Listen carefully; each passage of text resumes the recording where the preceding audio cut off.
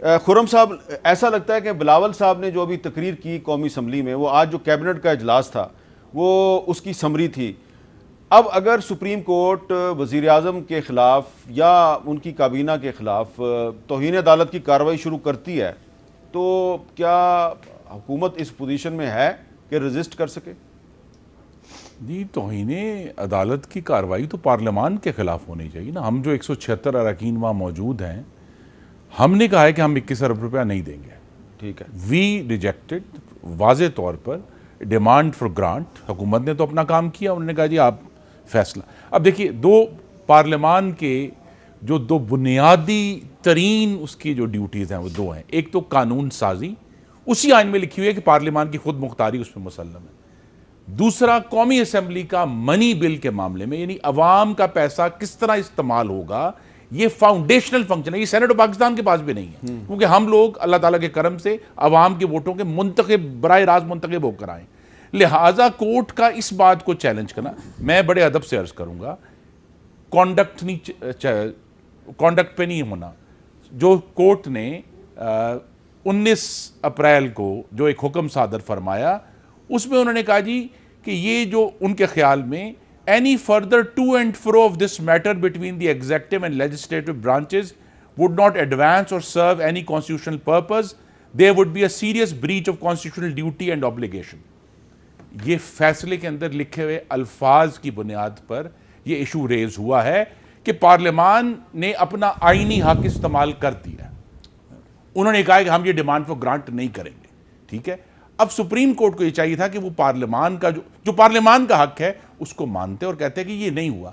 अब अगर वो इसके ऊपर बजिद हैं कि जी ये कॉन्स्टिट्यूशनल ब्रीच हो गई है, तो फिर कॉन्स्टिट्यूशन देखें ना, कॉन्स्टिट्यूशन में हमें ये कहा जा रहा है, और फिर बड़े अदब से अर्ज करूंगा कि कॉन्स्टिट्यूशन में सिर्फ दो शिकें हैं कि चीफ मिनिस्टर का जो सवाबदीद है असेंबली तोड़ने की, वो एब्सोल्यूट है, और 90 दिन एब्सोल्यूट है।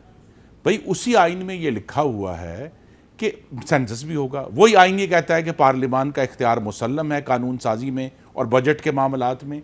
वही आइन ये कहता है कि पार्लियामान जो है उसके जो पार्लियामान के इश्यूज हैं, जो पार्लियामान की गई बात है, उसको कोर्ट चैलेंज नहीं कर सकता। तो लिहाजा बिलावल साहब की जो तकरीर है, अगर वाकई आइन में कोई जान है तो फिर वो कोर्ट में चैलेंज नहीं हो सकती। मैंने जो सवाल पूछा आपसे वो ये है कि आप हुकूमत के तौर पे क्या मुजाहमत करेंगे? आपके खिलाफ तौहीन अदालत की कार्रवाई अगर होती है तो आप उसको कैसे रोक सकते हैं? जी, हम तो रोकना क्या है, हम तमाम अरकान असेंबली पेश हो जाएंगे अदालत के सामने कि हम सब के खिलाफ कार्रवाई करो। जी, कि हम जिम्मेदार हैं।